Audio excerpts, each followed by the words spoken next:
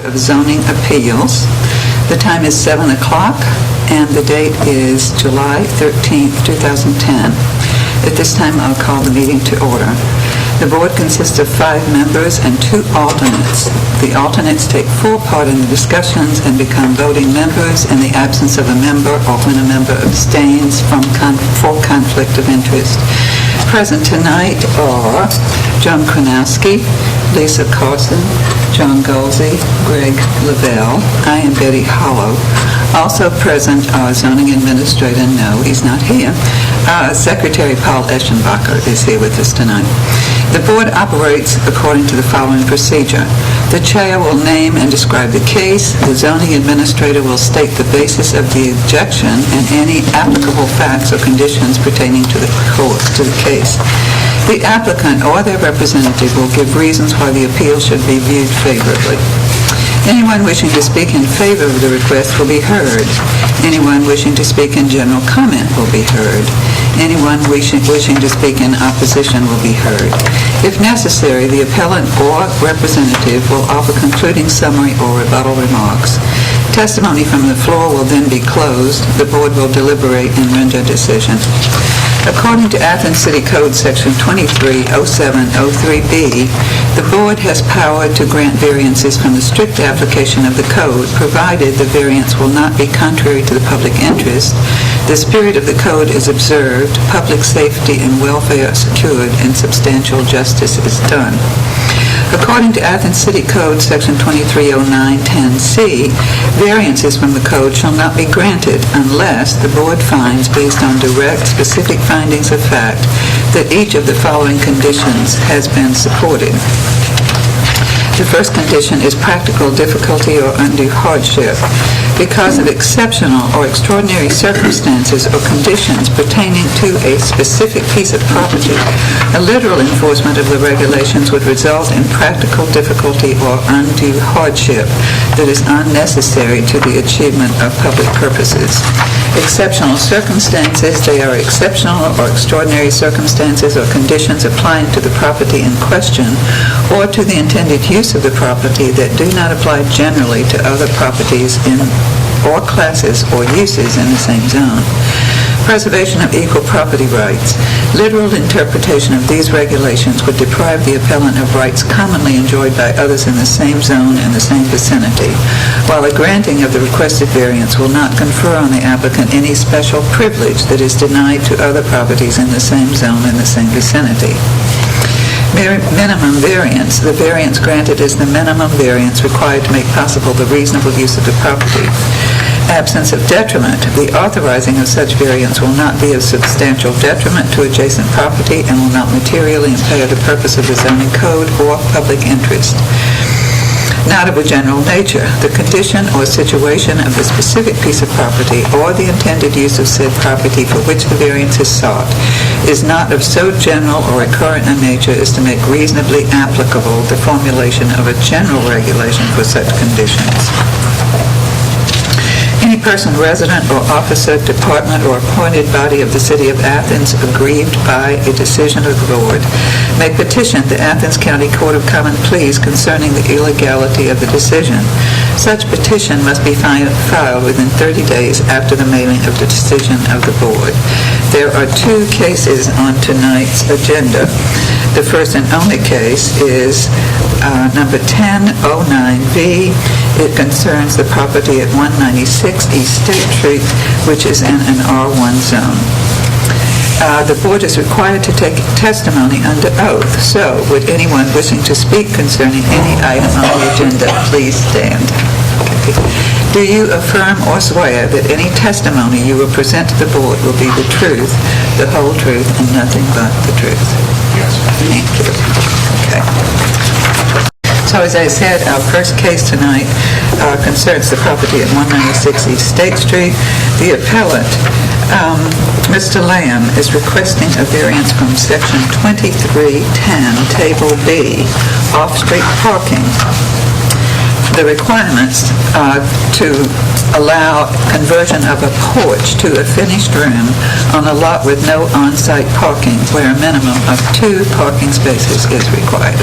So, Mr. Eschenbacher, would you like to say anything about this to begin with? Just that the information Mr. Lamb supplied for the board is pretty self-explanatory. They just want to change a porch into a laundry room in the midst of significant renovation to their house. And because they don't have parking on the property, that's the nonconformity that requires them to come before you guys, because they are changing the building. Okay. All right. So, Mr. Lamb, would you like to address us and explain in detail, perhaps, what you're trying to do to your house? Over here. Over here, I think. Tell us your name and address first. Will Lamb, 196 East State Street. All right, as mentioned, we're planning a major renovation project for the house at 196 East State, and because we lack off-street parking, our permit request was refused. We're seeking a variance for the project to proceed. There's no practicable way to get parking in the location that we're at. We're one of the lots on East State that doesn't go all the way back to Franklin. Okay, and you are considerably up. Yeah, I suppose it's technically feasible. The contractor once told me it's technically feasible, but I would never get the variance for what you'd have to do to the front yard to have parking be possible. Well, so you would need a curb cut and a steep driveway and similar things. Yeah, it's on the uphill side where the uphill is pretty far up. Okay. We're about 3 stories above the street at that point. As mentioned, we're doing, this is sort of the second phase of a major renovation for the house, and there's 2 aspects of the project that are relevant. One is that we want to repair the foundation, like a lot of East Side foundations. After 100 years, it's bowed, it lets in some water.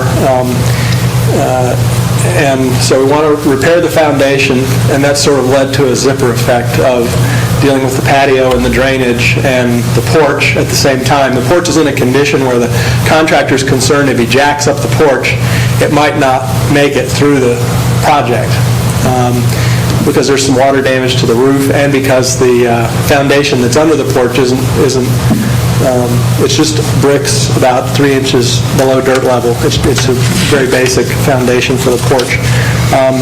And there's a matter of a groundhog that lives under there right now. So anyway, they don't want to jack up the porch. And we also have the plan to put, and I believe since the letter was written, we've firmed this up, that we're going to enclose that porch and put a laundry room in that space so that we have the laundry on the main floor of the house instead of in the basement. And because initially this started as the idea, other than fixing the foundation, the idea that we could just fill in the porch. And part of the problem with just filling in the porch was the condition of the porch. And the fact that my understanding is if I even pull the roof down to put up a new roof in the exact same profile, then I would still need to come ask you for the variance. They have a list of questions on the form that we've answered in our letter. Do you want me to review Well, you my might answers review to some those? of them just for the record. Okay. We have all read it. So we're proposing to remove a rear porch that's approximately 10 feet 7 inches by 5 feet 5 inches and replace it with a newly built porch or room. In this case, it'll be an enclosed room, 11 feet by 7.5 feet. The space would have a new foundation with proper drainage and a new roof that follows very similar lines to the current roof. Justification for the variance. And so I've attempted to answer all the questions that are on the zoning office documentation with these answers. As noted above, the project is a renovation and will not change the purpose of the use of the property. We do not believe the project will have any negative impact on our neighbors and will only change the appearance of our house in a most minor way.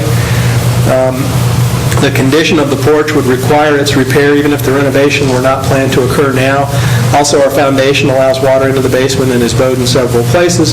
We can't fix the foundation without addressing the situation with the porch.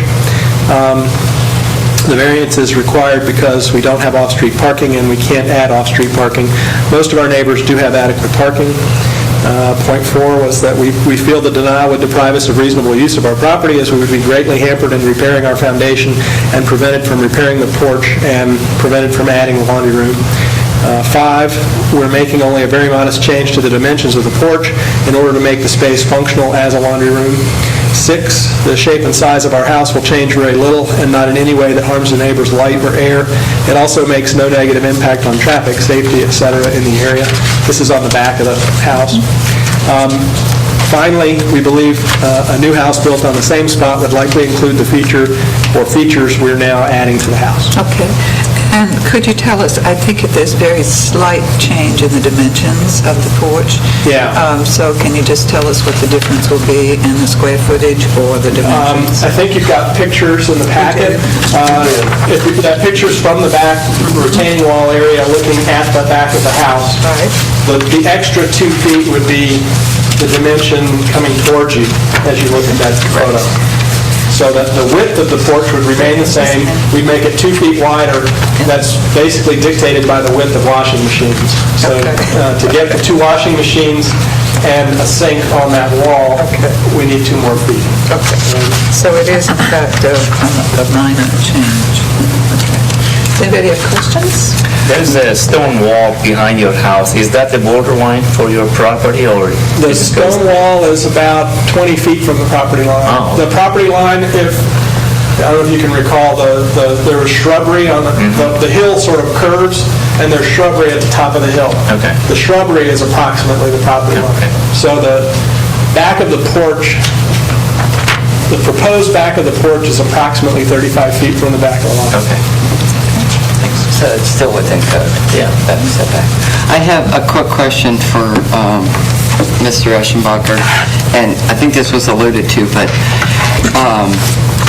was the permit denied because of the 2-foot expansion, or was The only nonconformity that this property has is the lack of parking. okay, but because he requested the permit for Yeah. upgrade? Yeah. Okay. And my understanding of talking to them in the office was that even if I was putting the exact same porch back on the house, That was my moving it to question. do the repairs and putting the exact same porch back on the house, I'd stop to be here. So it's a legal, non-conforming property. Oh, right. No, I totally yeah, understand. I just wanted to make sure So that... this little change Right. provokes them to come here. Anything else to comment on or ask about? Okay, anything else you want to tell us? No. Okay. In that case, we will close any kind of discussion since there's no one to support you or deny you, and we'll just go through the findings and discuss it and have a vote. So if you want to discuss this, or just go straight through the findings? Go straight to point. Okay. I think we should go straight. What is the practical difficulty or We need a motion. Oh, we do. Excuse me, I always forget that. I'm a great motion. Okay, I'll move here. Okay. I move that the Athens Board of Zoning Appeals consider case 10-09V located at 196 East State Street, appellant William Lamb, to consider a variance from section 2310, table B, off-street parking requirements to allow conversion of a porch to a finished room on a lot with no on-site parking where a minimum of 2 parking spaces is required. Second? Second. Okay, now we'll get to the findings. First one is practical difficulty and undue hardship. Can you speak to extraordinary circumstances about the property? You can't have a parking space. Impossible. Okay. Possible, but not advisable. Probably not. The second is exceptional circumstances. There are exceptional or extraordinary circumstances applying to the property that do not generally apply to other properties or classes in the same zone. There's no on-site parking. And not likely Steep to be. hill, I guess. You'd be Yes. cutting through the sidewalk and the curb and... Yeah. Well, as Mr. Lamb says, there are other neighbors of his who do have some parking, but there are also, I think, some others who probably do not, or it comes around from Franklin. Yeah, there are people who have the lot all the way through have it in Right. Franklin. Okay. Or an alleyway that allows that. Like Merton. Yeah, okay, and you don't have those. Preservation of equal property rights. Literal interpretation of the regulations would deprive the appellant of rights commonly enjoyed by others in the same zone, while granting the variance would not confer on the applicant any special privilege that is denied to others. True. he has the right to improve his property, yet the strict application of the code doesn't allow him to do so. Is this a minimum variance to make reasonable use of the property? For the Yes. porches, yeah. A laundry room should be a little larger. Okay, well, again, we're talking about the Yeah. parking. Is it feasible for him to have no parking spaces where other people have Yeah, some? that's minimum. Okay. The authorizing of such a variance will not be of substantial detriment to adjacent property and will not materially impair the purposes of the code or the public interest. No. No, he doesn't have parking now, so, and he doesn't seem to be offending anyone. No one's here to... So it would not create any further detriment. Correct. In any case. Not of a general nature, the condition or situation is not of so general or recurrent in nature as to make reasonably practical the formulation of a general regulation for such a condition. That's correct. Yes, it is not. Okay, yes, it is not. So, okay, who wants to vote first? We will start with Ms. Krasinski. Yes, I vote that we can variance. I vote yes.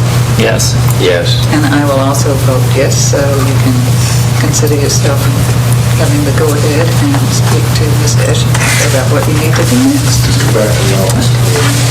Okay. What the same stuff you got to do. Okay. So it's 17. Make another check. Yeah. Okay, any business we need to conduct beside approval of the minutes from the last meeting? I believe so. Anybody read these minutes? Yes, online. Do you approve them? I do. Suggest that we approve them? With John's correction, did we use your correction on the... Oh, the correction was just a misunderstanding about, I forgot what it was. It wasn't the word. When the It was the bypass dates. bill. Yeah, when the Yeah, bypass. it was it was the year, but not the apostrophe stuff, no. Okay. And was it really built that long ago? Yeah.